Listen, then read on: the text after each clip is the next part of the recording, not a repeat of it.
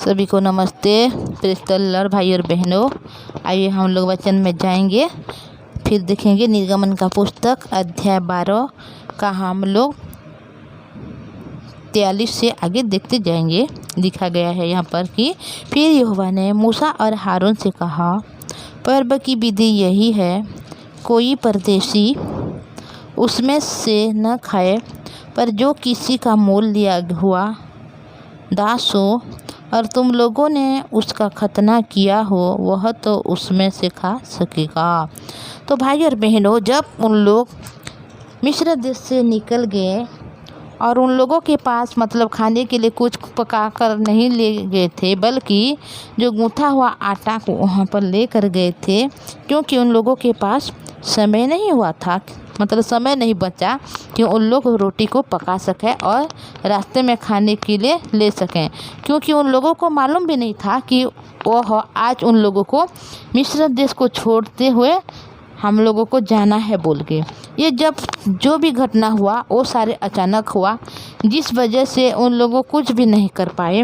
और जब उन लोग रास्ते में जा रहे हैं तो उन लोग क्या कर रहे हैं कि बिना अखमीरी मतलब खमीरा का था, जो आटा गूँथा हुआ था बिना खमीर का था, और उसे लेकर उन लोग जा रहे हैं।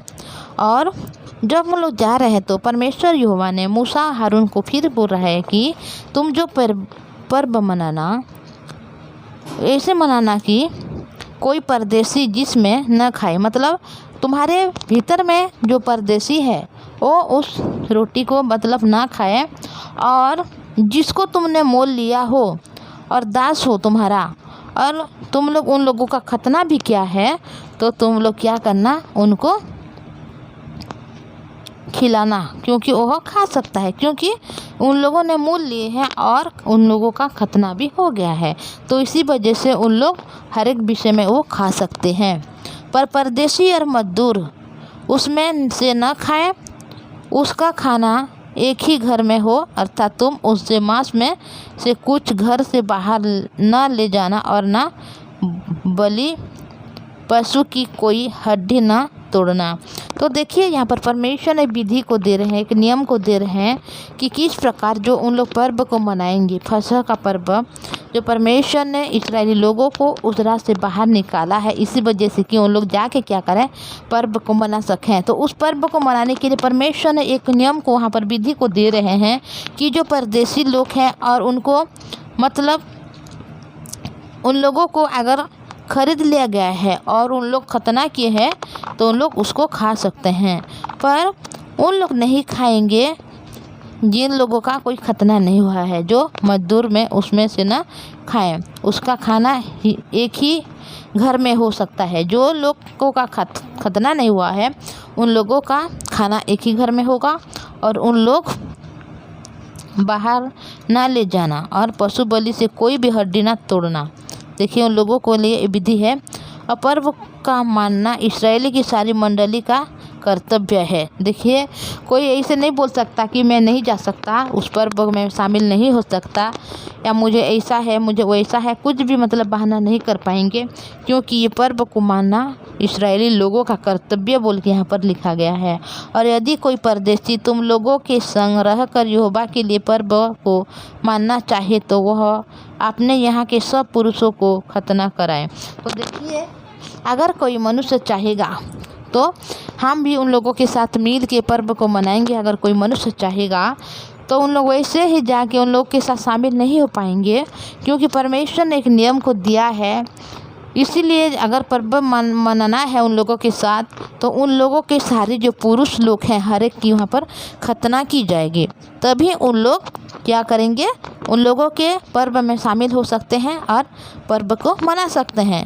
तो इसी वजह से परमेश्वर ने इसी प्रकार मूसा से बोला है, तब वह समीप जाकर अपने को माने और देसी मनुष्य के तुल्य ठहरेगा। तो देखिए जो अपने आप को खतना करा लिया, अपने सारे पुरुषों को जो खतना करा लिया, वो क्या होगा, वह परदेशी के तुल्य, वह देसी मनुष्य के तुल्य ठहर जाएगा, और कोई खतरनाक रहित पुरुष उसमें से ना खाने पाए। उसकी व्यवस्था देशी और तुम्हारा बीच में रहने वाले परदेशी दोनों के लिए एक ही हो। यह आज्ञा जो यहोवा ने मूसा और हारून को दी, उसके अनुसार सारे इस्राएलियों ने किया। और ठीक उसी दिन यहोवा इस्राएल लोगों को मिस्र देश से दल दल करके निकाल ले गया।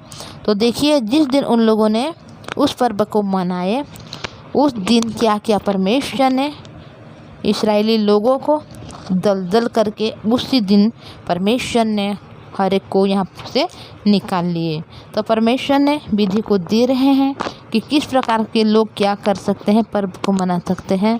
कोई परदेशी है, अगर कोई पर्व मनाना चाहता है इस्राएली लोगों के साथ, तो उन लोगों को खतना किया जाएगा, ताकि उन लोग देशी ठहरेंगे और उन लोग भी हर एक काम को कर पाएंगे जो इस्राएली लोग कर सकते हैं। तो भाई और बहनों, जब हम देखते हैं तो यहाँ पर खतना के बारे में लिखा हुआ है। तो पहले जो अब्राहम के वंश से आया है, अब्राहम के दिनों में भी परमेश्वर ने ये खतना के बारे में कहा था कि अगर कोई खतना हो करेगा, और अब्राहम ने अपने जो पहले बेटा इस्माइल था उसी के साथ ही अपना खतना किया था। खतना जब किया तो उसी समय से परमेश्वर के जो नियम किए थे उस विधि को अब्राहम के द्वारा भी पूरा हुआ। और अभी जब इस्राएली लोग हैं वहाँ पर, फिर भी परमेश्वर यहाँ पर खतना के बारे में बोल रहे हैं। तो परमेश्वर चाहता है कि हर एक मनुष्य क्या करे, खतना होकर हर एक परमेश्वर की जो हर एक पर्व है, हर एक विधि को माने। तो भाई और बहनों, परमेश्वर ने हर एक मनुष्य के लिए आशीष का कारण ठहराया है, आपको सभी को, और आपको ही परमेश्वर हर एक बातों में आगे बढ़ाना चाहता है।